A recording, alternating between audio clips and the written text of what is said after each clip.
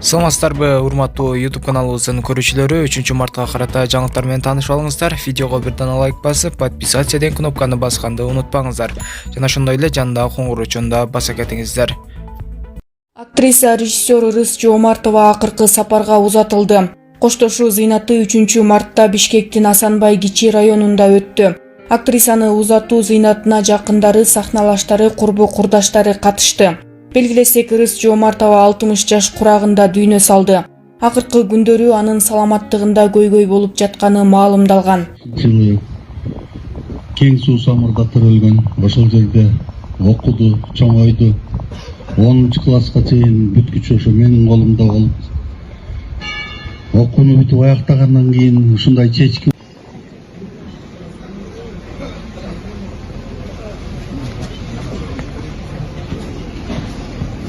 Жана Аскар Авто.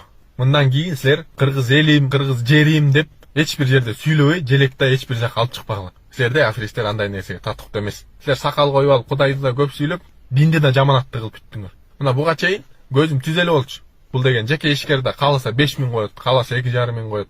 Эмне мынча ич таарлык кылып атат. Урматтуу Москва шаарындагы мекендештер, чет элде мыйзамдарды сактап, документтериңиздерди тактап алыңыздар. Документтин бардык түрүн даярдайбыз. Регистрация, метнишка, ННН, СНИЛС, НМС, ОМС, полис, регистрацияны базадан текшерүү, Wildbergs'ке керектүү документтерди жасап беребиз. Документтик иштерде мыйзамдуу жана ишеничтүү адистерге кайрылыңыз. 100% кепилдик бар. Байланыш үчүн номерибиз +7977 736 1587. Булар деп. Бирок жана аудионорду уктум.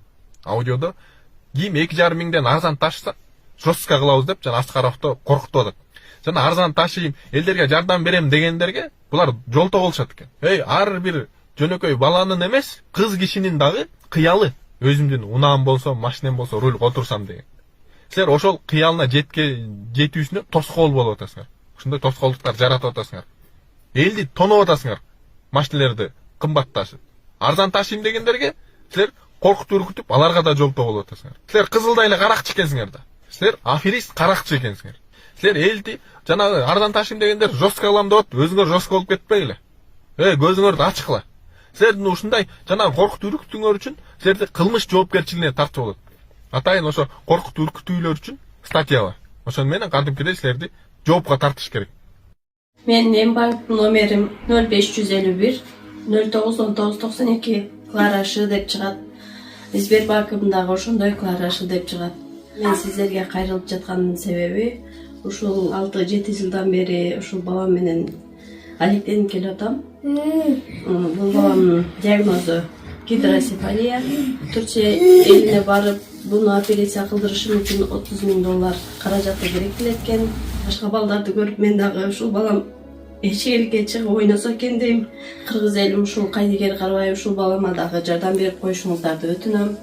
Ушул балам эл катары басып, жүгүрүп ойноп кетпесе дагы өз алдынча басып, өз алдынча тамак жеп калса дейм. Бул менен теңдүүлөр быйылкы жылы мектепке барганын көрүп, мен дагы ушул баламды жок дегенде ошолордун арасында ойноп калса экен деп ниет кылам.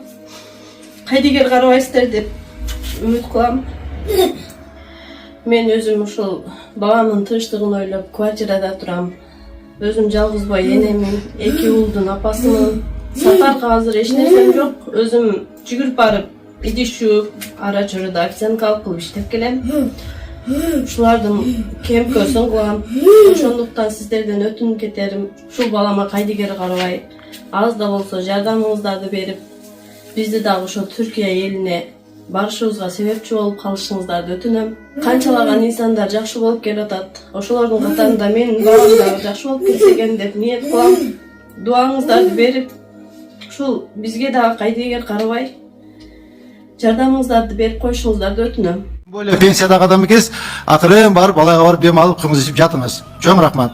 Мұны мен ойлаймын, урматтуу депутаттар, башкача атаса болот. Даже Америкада жоқ, туғандар, Америкада жоқ. Очередной воздушный замок.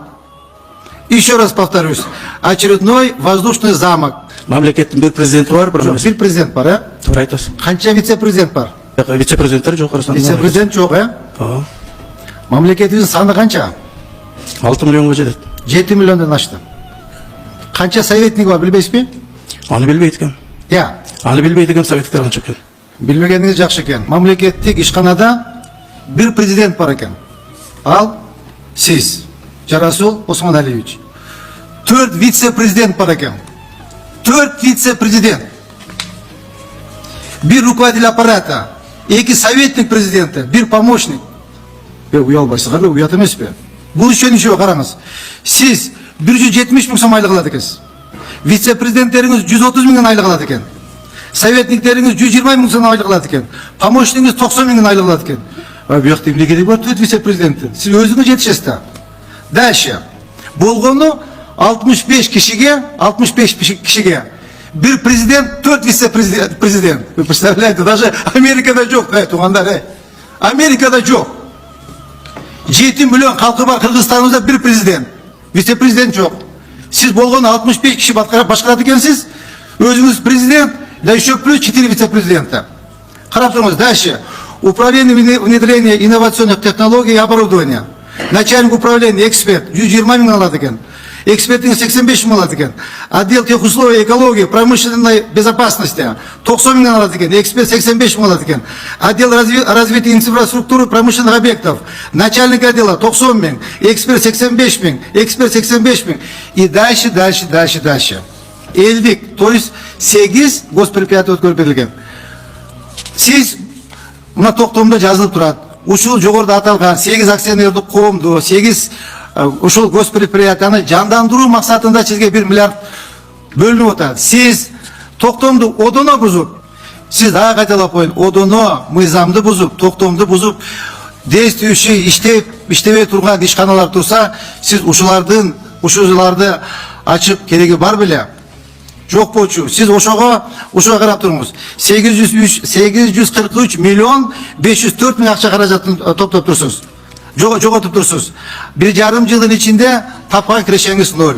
1 тиын таппаптырсыз. Мамлекеттин алган 1 миллиард сомду 843 миллион 504 мың сомду жогоруда аталган 19 ишканага бөлүп бергенсиз и 54 миллион 870 мың сомду мынакей ошол 65 кишиге айлык катары таркатып бергенсиз. Мынакей акыркы маалыматтарга караганда каражаты максатсыз пайдалангандыктан 1 миллиард сом түгөнүп, азыр 300 миллион сом карыз болуп, 65 адам 3 айдан бери айлык албай отурат. Бул мен ойлоймун, урматтуу Жарасул Осмоналиевич, ошо сиздин шефиңиздин очередной воздушный замок. Еще раз повторюсь, очередной воздушный замок. Бул жанагы хипик, элбир секерек сыяктуу эле ушундай силердин воздушный замогуңар. Муну мен ойлоймун, урматтуу депутаттар, башкача атаса болот эле, башкача мамлекетти тоноо деп ат койсоңуз болот эле. Эми сиз, урматтуу Жарасул Осмоналиевич, мынакей 1 жылдык алган айлыгыңыз 2 миллион 192 мың 575 мың алыптырсыз. А 4 вице-президентиңиз ар бирөөсү 1 миллион 700 мыңдан алыптыр. Аппарат жетекчиңиз 1 миллион 700 мың алыптыр. 2 кеңешчиңиз 1 миллион 700 мың алыптыр. Жардамчыңыз 1 миллион 700 мың алыптыр. Булардын, урматтуу Жарасул Осмоналиевич, вы в срочном порядке вы должны вернуть деньги в казну. В срочном порядке. А то сядете в тюрьму. Түрмөгө отурасыз. Түрмө сизди күтүп ыйлап турат. Жарасул Осмоналиевич келсе, бир месте бұрын етіп қойдық деп. Ошон үчүн ушул маселени в срочном порядке кайтарыңыз. Бул мамлекеттин, элдин акчасы. Эч качан мында поступка барбаңыз. Андан тышкары мынакей сиздин жасаган иштериңизди дагы көрүп мынакей анализдеп чыктым мен. Мына Кыргыз Четтранс-Ош транспорттук логистикалык компаниясы Элчетранс. Мынакей бул компания түзүүгө сиз 203 миллион 626 мың сом болупсуз. Болгону 10 КАМАЗ алыпсыз. Болгону 10 КАМАЗ алыпсыз. И калганы 5 гектар жерге база коюп турсуз. Ну 5 гектарга 10 миллион кеткендир. А калган акча кайда? Что получается, сиздин бир КАМАЗыңыз 300 мың доллар турабы? Мен мына кече бир инем базардан DAF автомашинасын алды, 2019-жылкы грузовой автомашина алды. 58 мың доллар калды. А сиздин бир КАМАЗыңыз 300 мың доллар болуп атат. Андан башка мынакей эмеге мынакей Кыргыз Эверейс 2,5 миллион которуп турсуз. Кыргыз электроника 2,5 миллион которуп турсуз. Кыргыз анимацияга 1 миллион 950 мың сом которуп 950 мың сом которуп турсуз. Булар бардыгы жанагы